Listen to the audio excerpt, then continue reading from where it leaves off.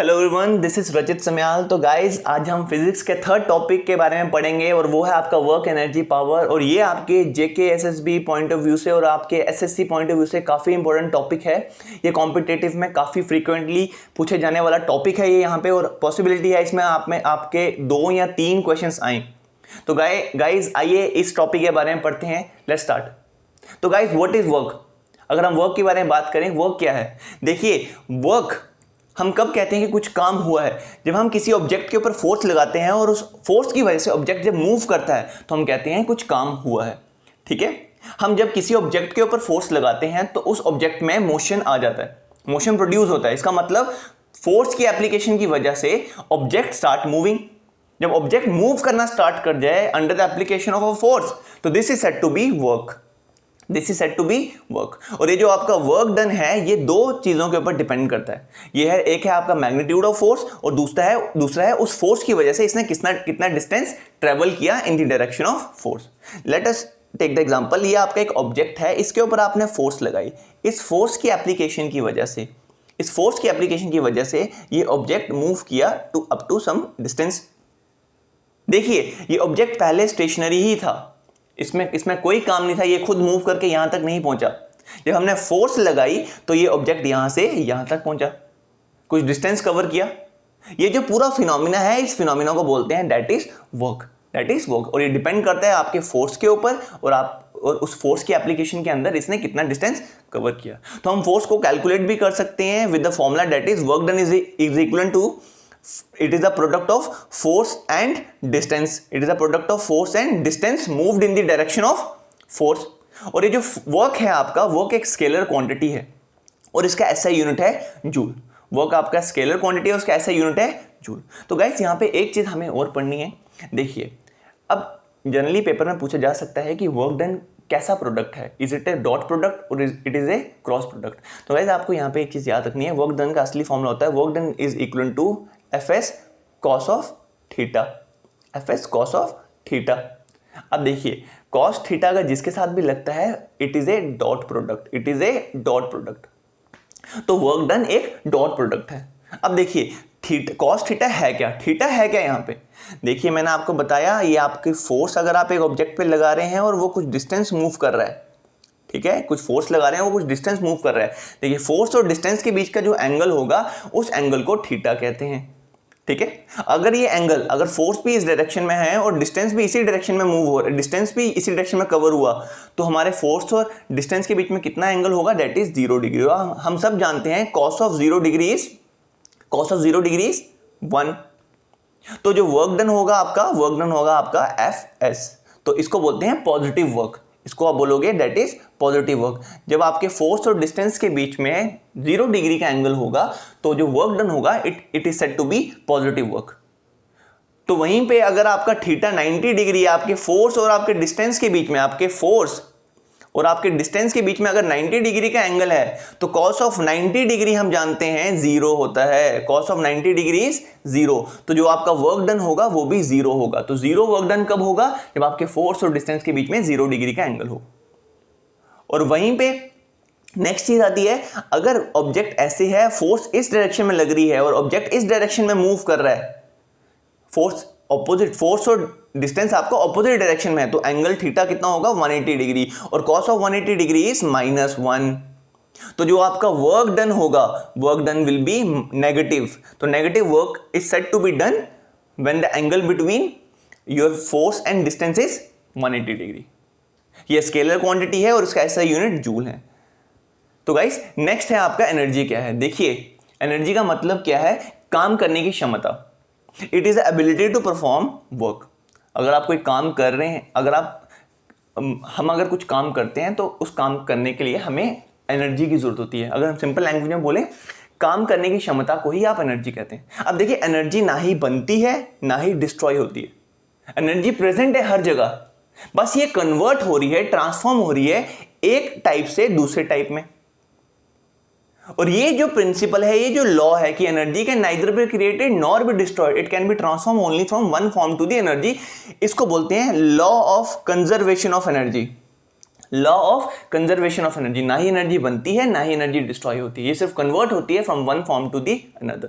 अगर मैं इसकी आपको एग्जांपल दूं, हमारा सन भी एनर्जी रिलीज कर रहा है। ये एनर्जी जब धरती के ऊपर आ रही है तो धरती के ऊपर जो प्लांट्स हैं, प्लांट्स फोटोसिंथेसिस प्रोसेस के थ्रू इस सन एनर्जी को ट्रैप करते हैं और इस एनर्जी को वो डिस्ट्रॉय नहीं कर रहे हैं, इस एनर्जी को वो यूज करके, इस एनर्जी को वो ट्रांसफॉर्म करके न्यू टाइप ऑफ एनर्जी बना रहे हैं, दैट इज केमिकल एनर्जी। देखिए आपके फूड में केमिकल एनर्जी होती है और वही फूड मींस ये जो सन की एनर्जी है, ये जो एलिमेंट्स प्रोड्यूस, ये जो मटेरियल प्रोड्यूस होता है फोटोसिंथेसिस प्रोसेस के थ्रू, जो मटेरियल प्रोड्यूस हो रहा है उन मटेरियल के बीच में जो बॉन्ड है, उस बॉन्ड के अंदर ये एनर्जी प्रोड्यूस स्टोर हो जाती है। उस बॉन्ड को, उस एनर्जी को बोलते हैं केमिकल एनर्जी। देखिए सन की एनर्जी ट्रांसफॉर्म हुई into chemical energy, means energy बनी नहीं है न्यू, ये सिर्फ ट्रांसफॉर्म हुई है from the energy that is emitted by the sun to the energy which is transformed by the plants. ठीक है, तो जो ये जो एनर्जी का यूनिट है वर्क की तरह, दैट इज जूल। और ये जो टर्म जूल दी गई है, ये British physicist James Prescott joule से ली गई है। ठीक है, उन्हीं के नाम पे एनर्जी और वर्क का यूनिट हमने रखा है, दैट इज जूल्स। और एनर्जी डिफरेंट फॉर्म्स में प्रेजेंट है। ठीक है, और इसके बारे में हम पढ़ते हैं। देखिए डिफरेंट फॉर्म ऑफ एनर्जी क्या है, एक है न्यूक्लियर एनर्जी, दूसरी आपकी thermal energy, electric energy, chemical energy, magnetic energy, potential energy और काइनेटिक एनर्जी। और एक और टाइप की एनर्जी होती है that is your gravitation energy. Gravitation energy क्या है, under the impact of gravity, कोई भी चीज़ अगर हम किसी हाइट पे रोकेंगे तो वो नीचे की तरफ गिरने की कोशिश करती है, बिकॉज उसके ऊपर कोई एनर्जी लग रही है, तो उस एनर्जी को बोलते हैं दैट इज ग्रेविटेशन एनर्जी। तो गाइस आइए हम फॉर्म्स ऑफ एनर्जी के बारे में पढ़ते हैं। तो सबसे पहले हम पढ़ेंगे that is the kinetic energy. देखिए काइनेटिक एनर्जी क्या है, अगर कोई आदमी यहाँ पे है और वो मूव करना स्टार्ट करता है तो उसके मूवमेंट की वजह से उसके अंदर एक एनर्जी प्रोड्यूस होगी, उस एनर्जी को बोलते हैं काइनेटिक एनर्जी। तो अगर हम काइनेटिक एनर्जी को सिंपल लैंग्वेज में बोलें तो kinetic energy is the energy of motion. Motion की वजह से जो एनर्जी प्रोड्यूस होती है उस एनर्जी को बोलते हैं काइनेटिक एनर्जी। और हर मूविंग ऑब्जेक्ट, जो भी ऑब्जेक्ट मूव कर रहा है उसके अंदर काइनेटिक एनर्जी होगी ही होगी। ठीक है, जैसे हम सिंपल बोलते हैं कि हमारी अर्थ सन के अराउंड रिवॉल्व कर रही है, यस, तो काइनेटिक एनर्जी हमारी अर्थ के अंदर है। क्या हम अर्थ के ऊपर है, क्या हमारे अंदर काइनेटिक एनर्जी नहीं होगी? हम अगर खड़े हैं अभी, हम बैठे हैं, क्या हमारे अंदर काइनेटिक एनर्जी नहीं होगी? अगर विद रेफरेंस टू सन देखें, we are the part of earth और हम भी मूव कर रहे हैं, तो हमारे अंदर भी काइनेटिक एनर्जी प्रेजेंट होगी। और ये जो काइनेटिक एनर्जी है, ये कितनी, इसका अमाउंट किसके ऊपर डिपेंड करता है? इसका अमाउंट डिपेंड करता है मास और वेलोसिटी के ऊपर। जितना ज़्यादा मास और जितनी ज़्यादा वेलोसिटी होगी उतनी ज़्यादा काइनेटिक एनर्जी होगी। देखिए एक भागता हुआ लड़का, उसको रोकना ईजी है बिकॉज उसका मास भी कम होगा और उसकी वेलोसिटी भी कम होगी। वहीं पे एक मूविंग कार जिसका मास भी ज़्यादा है और जिसकी वेलोसिटी भी ज़्यादा है, उसको रोकना काफ़ी ज़्यादा टफ रहता है, काफ़ी ज़्यादा मुश्किल रहता है। तो this is what the kinetic energy is. Second है आपका पोटेंशियल एनर्जी। पोटेंशियल एनर्जी क्या होता है? वो एनर्जी जो स्टोर है और यूज होने के लिए तैयार है, जो स्टोर हो चुकी है और जो यूज होने के लिए तैयार है, उसको बोलते हैं पोटेंशियल एनर्जी।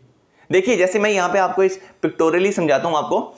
ये जो वेट है, ये वेट हवा में लटका हुआ है, हवा में ये स्टिल है, रुका हुआ है, वेट कर रहा है। जैसे मैं ये स्ट्रिंग काटूंगा तो इसकी वजह से ये जो वेट है ये नीचे की तरफ मूव करना स्टार्ट करेगा।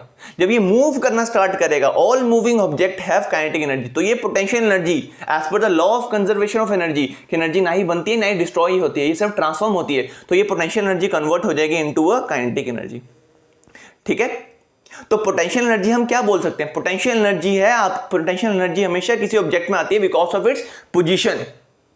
तो हम कह सकते हैं जैसे kinetic energy is the energy of motion, तो potential energy is the energy of position. I hope आपको इन दोनों के बीच का डिफरेंस क्लियर हुआ हो, दोनों क्या है ये आपको समझ आई हो। तो गाइस नेक्स्ट पढ़ते हैं, दैट इज आपकी केमिकल एनर्जी। देखिए जैसे मैंने आपको बताया, एग्जांपल दी थी आपको, सन की एनर्जी को प्लांट फोटोसिंथेसिस प्रोसेस के थ्रू ट्रैप करते हैं और इस एनर्जी को ट्रैप करके वो केमिकल्स प्रोड्यूस करते हैं। तो देखिए मींस एनर्जी ट्रांसफॉर्म हो गई है, एनर्जी स्टोर हो चुकी है in the form of chemical bond. ठीक है, एनर्जी केमिकल बॉन्ड में स्टोर हो चुकी है और जब ये बॉन्ड टूटेगा तो ये एनर्जी रिलीज हो जाएगी। तो एनर्जी रिलीज्ड और stored when atoms are bonded together, जब एटम जुड़ते हैं तो उनके अंदर एक एनर्जी स्टोर होती है या एनर्जी रिलीज होती है, तो उस एनर्जी को बोलते हैं केमिकल एनर्जी। ठीक है, जब ये बॉन्ड टूटेंगे तो इस बॉन्ड के टूटने की वजह से एनर्जी रिलीज होगी एटमॉस्फेयर में।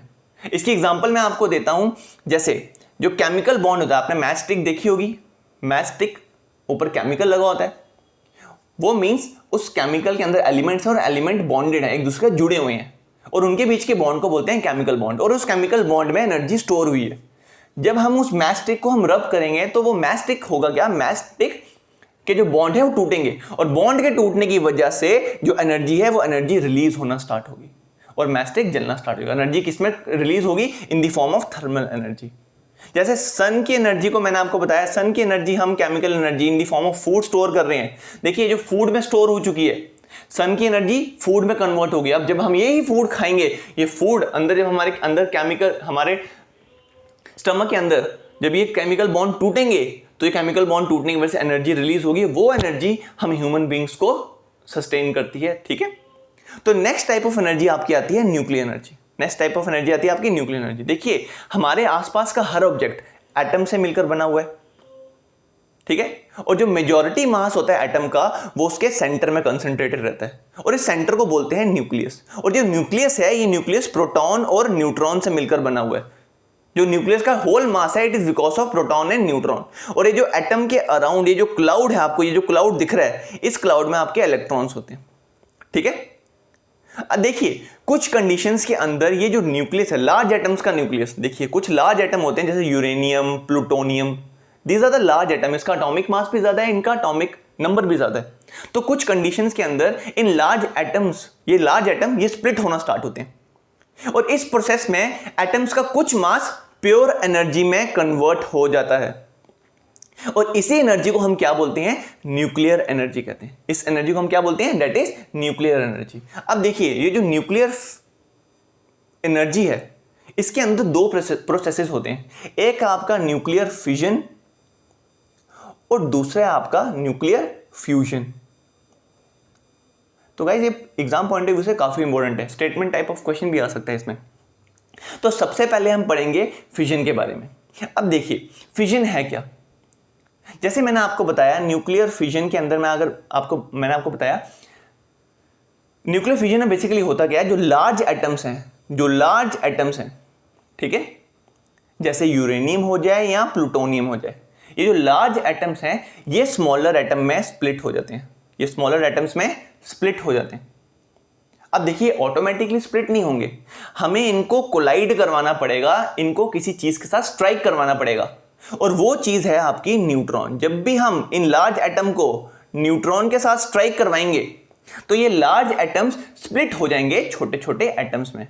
और इस प्रोसेस, अब देखिए ये प्रोसेस सिर्फ एक बार हमें स्टार्ट करना है, हमें इनिशिएट करना है इस प्रोसेस को, इसके बाद ये सेल्फ सस्टेनिंग हो जाता है।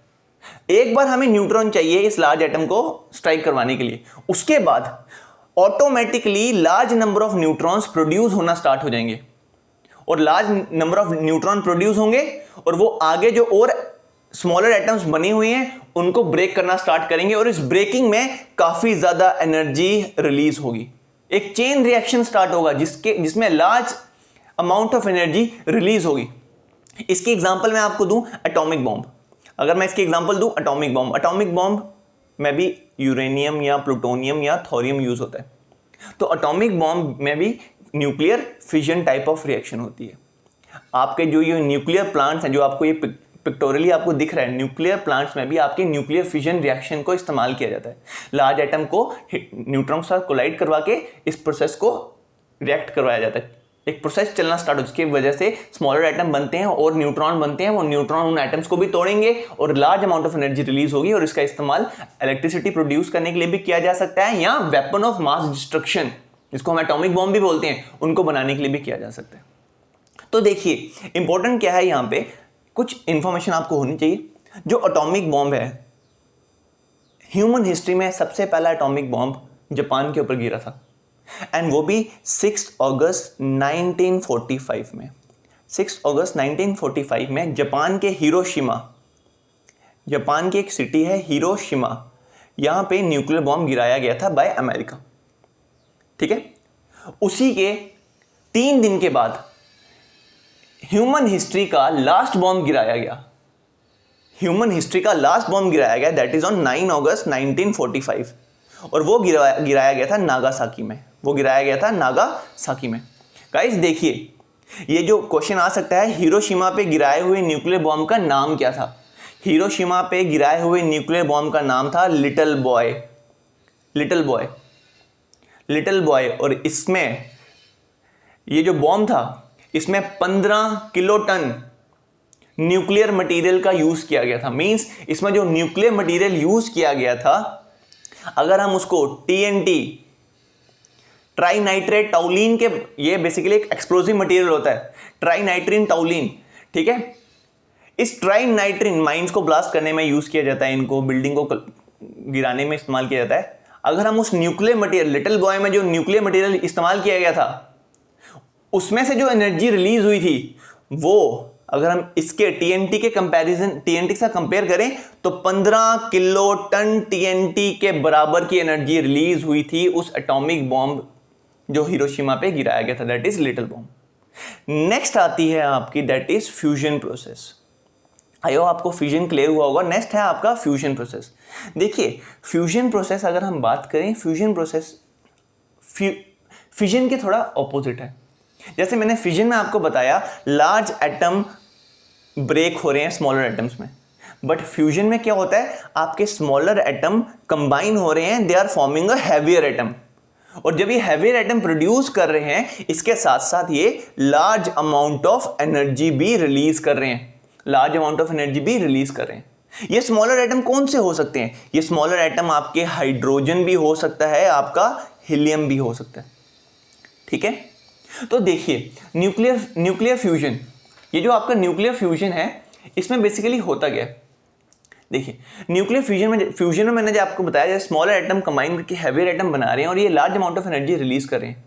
ये जो रिएक्शन हो रही है न्यूक्लियर फ्यूजन में, इसमें फिजन के मुताबिक, जो न्यूक्लियर फिजन प्रोसेस है उसके कंपैरिजन में बहुत ज्यादा एनर्जी रिलीज होती है, और जो बाय प्रोडक्ट होगा इस न्यूक्लियर फ्यूजन रिएक्शन का, इसमें ज्यादा radioactive material as a waste generate नहीं होगा।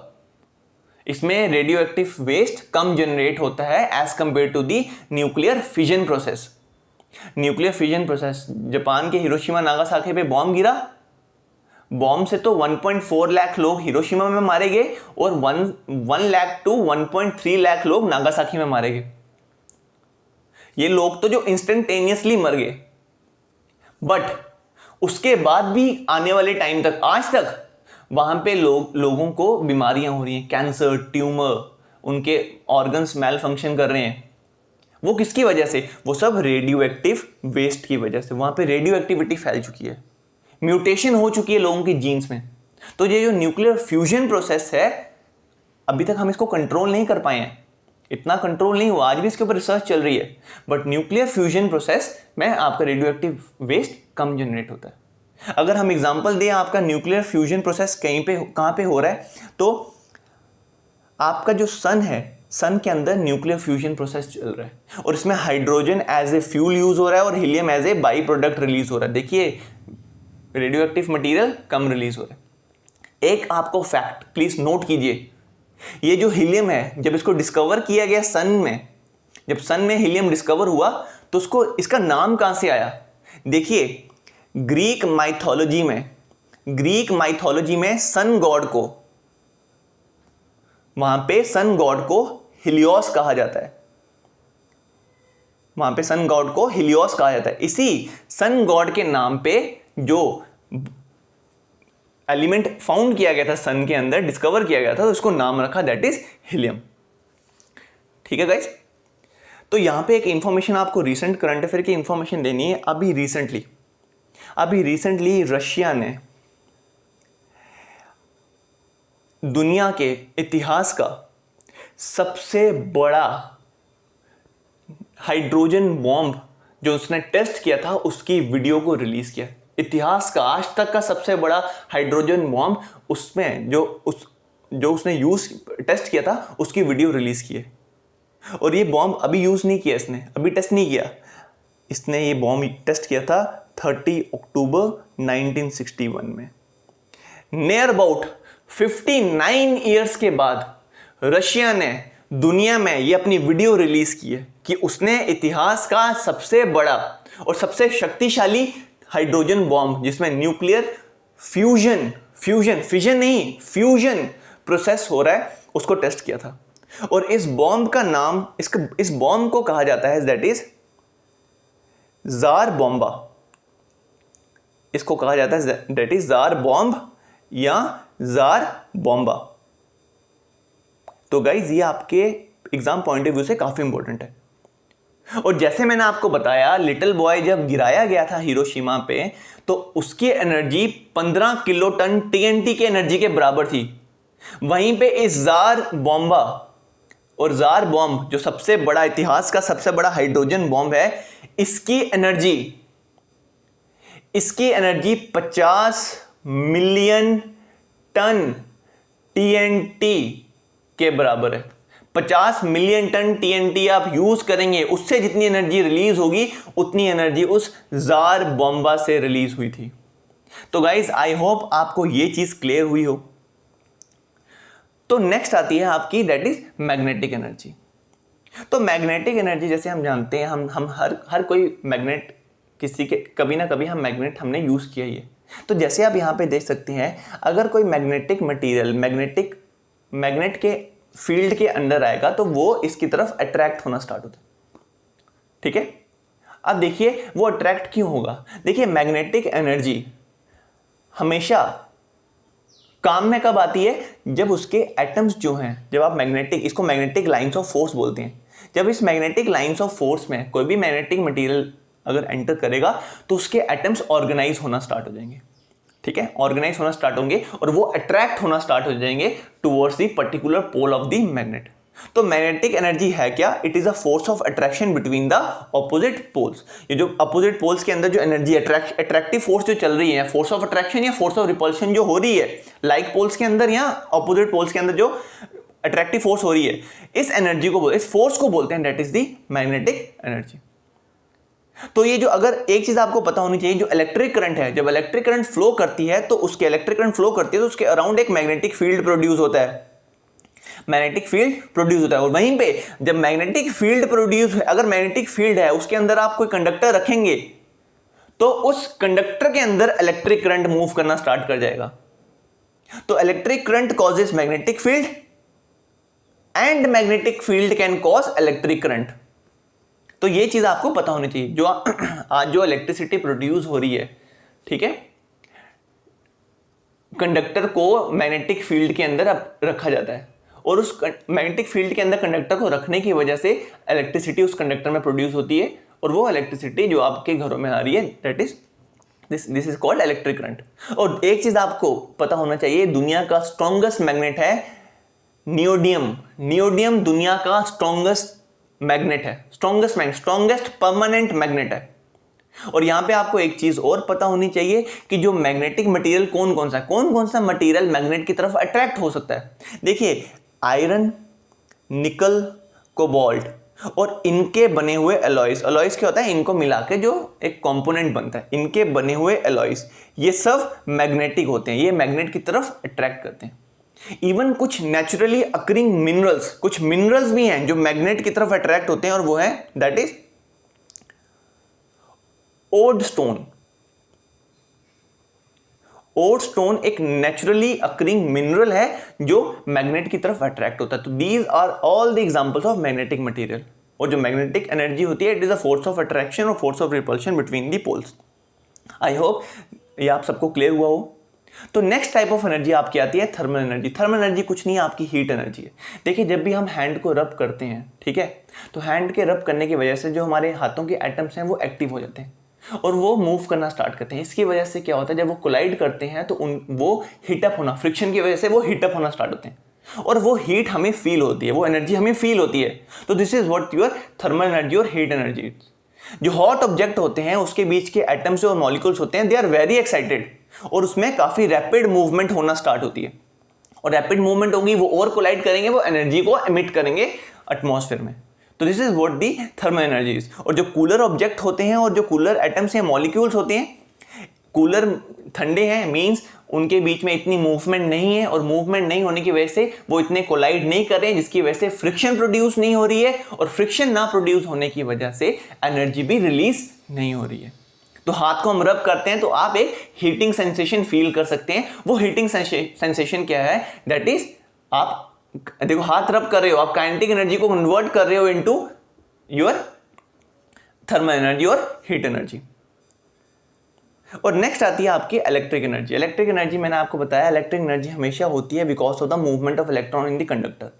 जब इलेक्ट्रॉन मूव करना स्टार्ट करते हैं कंडक्टर में, ठीक है, जब कंडक्टर में मूव करना स्टार्ट करते हैं तो it produces energy which is known as the electric energy. जो ये जो आपकी लाइट है, light is example of electric energy.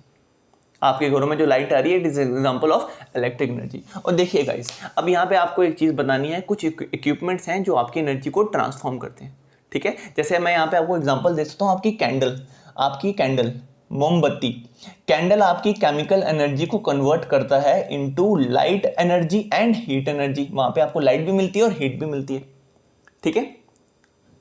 आपके सोलर सेल आपकी सनलाइट को, आपकी सन की एनर्जी को, सोलर एनर्जी को कन्वर्ट कर रहे हैं इनटू इलेक्ट्रिक एनर्जी। ये जो बैटरी है, हमारे फोन में यूज होने वाली बैटरी, हमारे घरों में इन्वर्टर्स में यूज होने वाली बैटरी, ये आपकी केमिकल एनर्जी को कन्वर्ट करते हैं इनटू इलेक्ट्रिक एनर्जी। ये जो हमारे माइक्रोफोन्स हैं जिससे हम बात करते हैं, माइक्रोफोन्स में साउंड एनर्जी कन्वर्ट होती है into electric energy. Loud speakers में इलेक्ट्रिक एनर्जी कन्वर्ट होती है साउंड एनर्जी में। ट्यूबलाइट, इसमें इलेक्ट्रिक एनर्जी कन्वर्ट होती है, दैट इज लाइट एनर्जी में।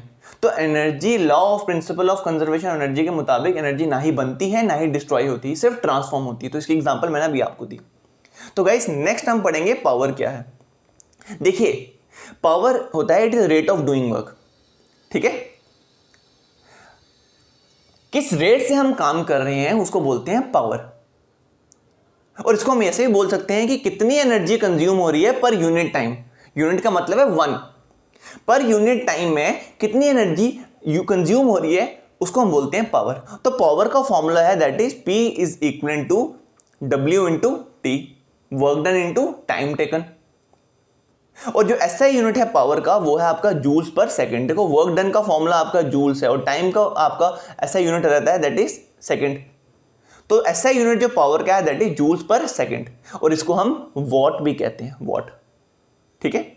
ये जो SI यूनिट है पावर और इसको नाम दिया है जो हमने वॉट, ये जेम्स वॉट जिन्होंने स्टीम इंजन को बनाया नहीं था, उसको मॉडिफाई किया था, उसको इंप्रूव किया था, उसी साइंटिस्ट की कंट्रीब्यूशन की वजह से उनको रिस्पेक्ट देने के लिए इस पावर का SI यूनिट वॉट रखा गया। जेम्स वॉट के नाम पे इसको वॉट रखा गया। तो पावर में एक कॉन्सेप्ट आता है आपका हॉर्स पावर। हॉर्स पावर भी एक यूनिट है आपके पावर का। एंड दिस हॉर्स पावर, ये याद रखिएगा, this horse power is equal to 746 watt, 746 watt. और हम कह सकते हैं एक हॉर्स पावर आपके 0.75 किलो वॉट के बराबर रहता है। देखिए एक वॉट में, एक वॉट आवर, जो आपकी बैटरीज होती है वहां पे वॉट आवर लिखा होगा, ठीक है। जो एक वॉट आवर मींस उसमें वो 3600 जूल्स एनर्जी रिलीज करेगा। और एक किलो वॉट आवर का मतलब क्या होता है? 3.6 इंटू 10⁻⁶ जूल्स। इतनी एनर्जी रिलीज होती है in 1 kilowatt hour. I hope guys आपको ये चीज क्लियर हुई हो। तो ये एग्जाम पॉइंट ऑफ व्यू से काफी इंपॉर्टेंट टॉपिक है। Thank you so much guys.